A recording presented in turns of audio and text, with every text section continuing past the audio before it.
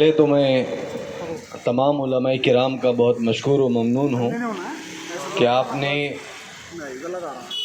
مجھ جیسے ایک چھوٹے سے شخص کے لیے اپنا قیمتی وقت نکالا، خصوصاً حضرت مولانا مفتی سید وسیم صاحب قاسمی جو لاتور سے ہمارے درمیان تشریف لائے ہیں، اور اسی طرح سے ہمارے اپنے علاقے کے معزز اور ہم تمام کے بڑے حضرت مولانا عارف صاحب مظاہری، مفتی ندیم صاحب ندوی، مفتی ندیم صاحب سبیلی، مولانا مبشر صاحب اشاعتی اور دیگر علماء کرام جو ادھر ادھر بھی بیٹھے ہوئے ہیں، میں تمام علماء کا بہت بہت شکریہ ادا کرتا ہوں۔ میں اپنی بات کو یہاں سے شروع کرنا چاہتا ہوں کہ میری کوششوں کو سراہو، میرے ہمراہ چلو، میری کوششوں کو سراہو، میرے ہمراہ چلو، میں نے ایک چراغ جلایا ہے آندھیوں کے خلاف۔ میں آپ کے اس علاقے کا وہ بچہ ہوں، وہ نوجوان ہوں جس نے آپ کے اپنے علاقے کے اندر چلنا سیکھا ہے، جس نے آپ کے اپنے علاقے کے اندر بولنا سیکھا ہے، جس نے آپ تمام لوگوں کے درمیان میں کھڑے ہو کر بات کرنا سیکھا ہے، جو آپ میرے بچپن سے بھی واقف ہیں، جوانی سے بھی واقف ہیں۔ آپ لوگوں نے مجھے ہر اعتبار سے دیکھا ہے، میں آپ کے درمیان کا ایک نمائندہ ہوں، اور اللہ رب العزت کا احسان ہے کہ پچھلے 16-17 سال سے ایک سیاسی جماعت کے ساتھ منسلک ہونے کے ہم کام کرتے آئے ہیں ملت اسلامیہ کے لیے۔ کئی مرتبہ جب لال کھڑی کے اندر اسٹیج لگتا تھا تو ہمارے گھر والے کہتے تھے کہ اس سے بات نہیں کرانا ہے، یعنی مجھ سے۔ جب بھی لال کھڑی میں اسٹیج لگا، سیاسی اسٹیج لگا، ہمارے گھر والے کہتے تھے کہ بھائی اس سے بات نہیں کروانا ہے۔ آج اتفاق ہے کہ میں خود کینڈیڈیٹ ہوں، میں خود امیدوار ہوں اور مجھے خود بولنا ہے۔ میں آپ کے درمیان سے نکلا ہوا وہ شخص ہوں جس نے غربت بھی دیکھی ہے، جس نے کچے روڈ بھی دیکھے ہیں، جس نے کبھی اپنے کھمبے کے اوپر وہ 100 لیم کا ایک بلب بھی دیکھا ہے۔ میں ان ایام میں ان حالات میں اپنی اس علاقے سے جڑا ہو رہا، اس علاقے کے اندر میں اپنی پرورش کو آگے بڑھاتا رہا۔ میں کوئی آپ سے علیحدہ نہیں ہوں، بلکہ سب میرے ہیں اور میں آپ کا ہوں۔ آج بہت سارے لوگوں کو یہ تکلیف ہو رہی ہے کہ مولانا کو کیا ضرورت تھی آخر الیکشن میں آنے کی، اور مولانا آخر کیوں الیکشن کے اندر اتر گئے۔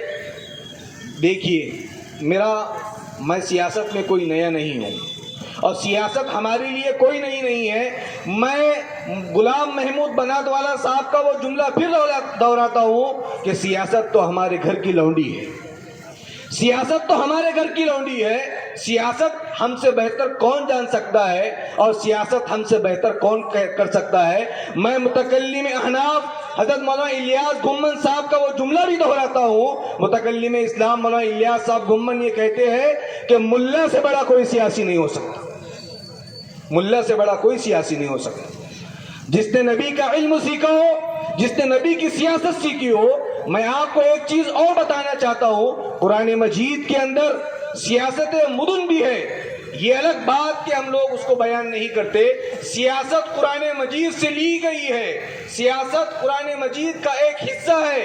حضرت مولانا عمران محفوظ رحمانی صاحب فرماتے ہیں کہ سیاست کو شریعت کے تابع کرنا چاہیے اور اس کے بعد سیاست کرنا چاہیے۔ میں آپ کو اور بتانا چاہتا ہوں، ہمارے مقررین نے آپ کے سامنے کانگریس کے متعلق کہا، مہا وکاس آگاڑی کے بارے میں کہا، بی جے پی کے بارے میں کہا۔ میں آپ کو آپ کے بارے میں بتانا چاہتا ہوں کہ آپ کے تعلق سے ایوان کے اندر کیا ہوتا ہے۔ میں آپ کو یہ بتانا چاہتا ہوں کہ آپ کے تعلق سے ایوان کے اندر کیا سوچا جاتا ہے۔ میں آپ کو یہ بتانا چاہتا ہوں کہ ایوان کے اندر آپ کے متعلق کیا فیصلے لیے جاتے ہیں۔ اگر کوئی ابو عاصم کوئی جملہ کہتا ہے تو ایوان کے اندر اس کو تھپڑ مار دیا جاتا ہے۔ میں آپ کو یہ بتانا چاہتا ہوں، کوئی اللہ اکبر کہہ دیتا ہے تو اس میں وبال چھڑ جاتا ہے۔ لوگوں کو دوسرے نعرے نظر نہیں آتے، ہمارے اپنے نعرے نظر آتے ہیں۔ میں آپ کو یہ بتانا چاہتا ہوں کہ سیاست میں اور اس الیکشن میں قدم رکھنے کا واحد مقصد یہ ہے کہ ہم اپنے لوگوں کی نمائندگی کریں۔ ہم نے بہت تابع داری کر لی ہے، اب ہم کو حصے داری چاہیے۔ ہم نے بہت لوگوں کی سترنجیاں اٹھا لی ہے، ہم نے بہت سارے لوگوں کے لیے کرسیاں لگا لی ہے۔ اب ہم یہ چاہتے ہیں کہ ہم اپنی سیاست کے اندر اپنے قدموں کو جمائیں۔ ہم سیاست میں اپنے پیروں پہ کھڑے ہونا چاہتے ہیں، ہم سیاست کے اندر اپنا وقار بنانا چاہتے ہیں، ہم لوگوں کو یہ بتانا چاہتے ہیں کہ مسلمان صرف ووٹ دینے کے لیے نہیں ہے بلکہ مسلمان حکومت کرنے کے لیے آیا ہے۔ اللہ نے قرآن مجید میں فرمایا تھا وَإِذْ قَالَ رَبُّكَ لِلْمَلَائِكَةِ إِنِّي جَاعِلٌ فِي الْأَرْضِ خَلِيفَةً کہ اے فرشتوں کہہ دو آپ کو یہ بتایا گیا ہے کہ میں نے انسان کو زمین میں اپنا خلیفہ بنا کر بھیجا ہے، اور خلیفہ اللہ کا نائب ہوتا ہے۔ میں آپ سے پوچھنا چاہتا ہوں کہ آخر ہم لوگوں کو کیا ہو گیا ہے کہ ہم لوگوں کی غلامی کے اندر پڑ چکے ہیں؟ ہم اللہ کے احکام کو ماننے کے لیے تیار کیوں نہیں ہیں؟ ہم لوگوں کی چادریں اٹھانے کے لیے کیوں تیار ہے؟ ہم لوگوں کی سترنجیاں اٹھانے کے لیے کیوں تیار ہے؟ جب اللہ نے ہمیں خلیفہ بنایا ہے تو خلیفہ کا یہ کام ہوتا ہے کہ اللہ کے احکام کو زمین پہ نافذ کرنا، اللہ کے فرمان کو زمین پہ نافذ کرنا۔ اللہ نے کہا کہ انصاف کرو، ہمارے ساتھ کیا انصاف ہوتا ہے؟ اللہ نے کہا لوگوں کے ساتھ بھلائی کا معاملہ کرو، ہمارے ساتھ کون سا بھلائی کا معاملہ ہوتا ہے؟ میں آپ سے پوچھنا چاہتا ہوں، میرے یہاں پر بڑے بھی بیٹھے ہیں، میرے یہاں پر چھوٹے بھی بیٹھے ہیں، میں آپ لوگوں سے پوچھنا چاہتا ہوں کہ آپ لوگ دیکھ رہے ہیں کئی عرصے سے، آپ بتائیے چاندنی چوک سے لے کر لال کھڑی تک کے کتنا وکاس ہوا ہے؟ ہمارے یہاں پر ابھی ریلوے اسٹیشن بننے والا تھا، وہ جو ہم کو چونی چھاپ کہتا ہے اس نے ہمارا ریلوے اسٹیشن ہڑپ کر لیا۔ کیا آپ کو تکلیف نہیں ہوتی اس کے بارے میں؟ ہمارے پاس سے یہاں سے ہماری بستی کو اٹھایا گیا۔ کیا آپ کو یہ پتہ نہیں ہے کہ ایک کانگریس کا بڑا لیڈر یہ چاہتا تھا کہ لال کھڑی کو زمین دوز کر دیا جائے؟ اگر مولانا صفدر مرحوم رحمۃ اللہ علیہ زندہ نہیں ہوتے اور بلڈوزر کے آگے نہیں سوتے تو آج یہ لال کھڑی ہم لوگ نہیں دیکھ پاتے تھے۔ یہ ہمارے لوگوں نے کیا ہے۔ آخر ہم کس وجہ سے کانگریس کو ووٹ دیتے ہیں؟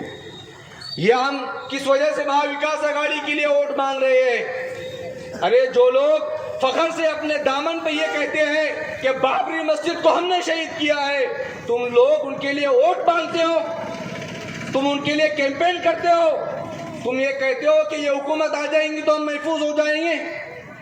ارے اللہ کے بندو، تھوڑا تو اپنے اندر یہ چیز کو پیدا کر لو کہ آپ ایمان والے ہو، آپ کو اللہ نے ایمان دیا ہے۔ یہ آپ کو ڈرانے کے لیے ضرور آئیں گے، یہ آپ کو بتائیں گے کہ آپ کے ساتھ ایسا ہوگا۔ میں آپ کو بتانا چاہتا ہوں 2014 سے لے کر 2024 تک مودی سرکار کی حکومت رہی ہے اور ابھی بھی حکومت جاری ہے۔ تو آپ لوگوں کے ساتھ کیا ہوا؟ ہم مودی حکومت میں رہ رہے، کیا ہمارے ساتھ کیا ہوا؟ بتائیے آپ لوگ، ہمارے ساتھ کیا ہوا؟ ہم لوگ کھا رہے ہیں، ہم لوگ پی رہے ہیں، ہم لوگ اچھی زندگی گزار رہے ہیں۔ یہ نئے شوشے پیدا کرنا کہ اگر آپ نے اس کو ووٹ دیا تو وہ جیت کر آ جائے گا، وہ الیکشن میں ہار جائے گا، یہ تمام باتوں کو اپنے ذہن و دماغ سے نکال دیجئے۔ اللہ رب العزت بار بار کبھی موقع نہیں لاتے۔ میں آپ کو یہ بتانا چاہتا ہوں کہ آج موقع ہے آپ لوگوں کے سامنے کھڑے ہونے کا۔ لوگ یہ بھی کہہ رہے ہیں کہ مولانا کے ساتھ تو نوجوان علماء ہیں۔ میں آپ کو پھر تاریخ بتانا چاہتا ہوں کہ سلطان ٹیپو نے جب شیر کا جبڑا چاک کیا تھا، جب شیر کا جبڑا پھاڑا تھا، سلطان ٹیپو کی عمر کیا تھی؟ سلطان ٹیپو جب میدان میں نکلے تھے جب سلطان ٹیپو کی عمر کیا تھی؟ میں آپ کو پھر پوچھنا چاہتا ہوں کہ محمد بن قاسم نے جب سندھ کو فتح کیا تھا، محمد بن قاسم کی عمر کیا تھی؟ آپ لوگ ارطغرل غازی بھی دیکھ رہے ہیں، ارطغرل غازی کی عمر کیا تھی؟ آپ لوگ عثمان غازی کو بھی دیکھ رہے ہیں، عثمان غازی کی عمر کیا تھی؟ لوگوں نے کہا کہ آئیے میدان میں، تو ہم نے بھی ان سے یہ کہہ دیا ہے، عثمان غازی کا جملہ ہم نے ان کو سنا دیا ہے کہ یہ رہا میدان اور یہ رہے ہم بھی میدان کے اندر ڈٹے ہوئے ہیں، ہم کسی کے دباؤ کے اندر آنے والے نہیں ہیں، چاہے کچھ بھی ہو جائے ہم لوگ اپنی طاقت بتا کر رہیں گے اور انشاءاللہ العزیز مسلمانوں کے حقوق کے لیے، اپنے شہر کے حقوق کے لیے جان توڑ محنت کرتے رہیں گے، اور لوگوں کو یہ بتایا جائے گا کہ انصاف کیسے کیا جاتا ہے، لوگوں کو یہ بتایا جائے گا کہ وکاس کیسے کیا جاتا ہے۔ جو لوگ یہ کہتے ہیں کہ یہ تو وکاس کی آندھی ہے، یہ وکاس کی آندھی نہیں ہے، یہ وکاس کی آندھی نہیں ہے، یہ وناش کی آندھی ہے جس نے ہمارا بیڑا گرک کر دیا ہے۔ ہم لوگ آج خوش ہوتے ہیں پلاٹ لینے کے لیے، ہم بکڑوں کے اندر پڑے ہوئے ہیں، ہمارے کام نہیں ہوتے.